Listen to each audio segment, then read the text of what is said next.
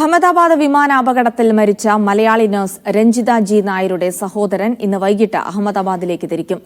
DNA പരിശോധനയ്ക്ക് ശേഷമാകും മൃതദേഹം വിട്ടു നൽകുക. രഞ്ജിതയുടെ വീട് ആരോഗ്യമന്ത്രി വീണ ജോർജ് സന്ദർശിച്ചു.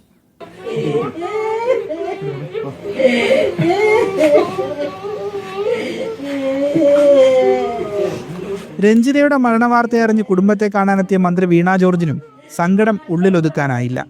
മകളെ നഷ്ടമായ അമ്മയുടെയും അമ്മയെ നഷ്ടമായ ആ മക്കളുടെയും കണ്ണീരിനു മുന്നിൽ മന്ത്രിയും വിതുമ്പിക്കരഞ്ഞു. DNA പരിശോധനാ ഫലം പുറത്തു വന്നാലുടൻ മൃതദേഹം നാട്ടിലെത്തിക്കാനുള്ള ക്രമീകരണങ്ങൾ നടത്തിയിട്ടുണ്ടെന്ന് മന്ത്രി വീണ ജോർജ് പറഞ്ഞു.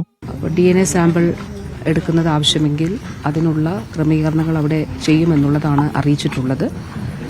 അപ്പോൾ ഗവൺമെൻറ്റും അവിടെ ഉത്തരവാദിത്തപ്പെട്ടവരുമായിട്ട് ഇന്നലെ തന്നെ ആശയവിനിമയം നടത്തിയിരുന്നു. ഐഡന്റിഫൈ ചെയ്തതിന് ശേഷം അതിന്റെ അടിസ്ഥാനത്തിൽ തുടർ നടപടികളും സ്വീകരിക്കുന്നതാണ്. രഞ്ജിതയുടെ മൃതദേഹം നാട്ടിലെത്തിക്കാനുള്ള നടപടിക്രമങ്ങൾ പത്തനംതിട്ട ജില്ലാ ഭരണകൂടവും തുടങ്ങിയിട്ടുണ്ട്. പത്തനംതിട്ട ജില്ലാ കളക്ടർ അഹമ്മദാബാദിലെ സ്പെഷ്യൽ ഓഫീസറുമായും സംസാരിച്ചു.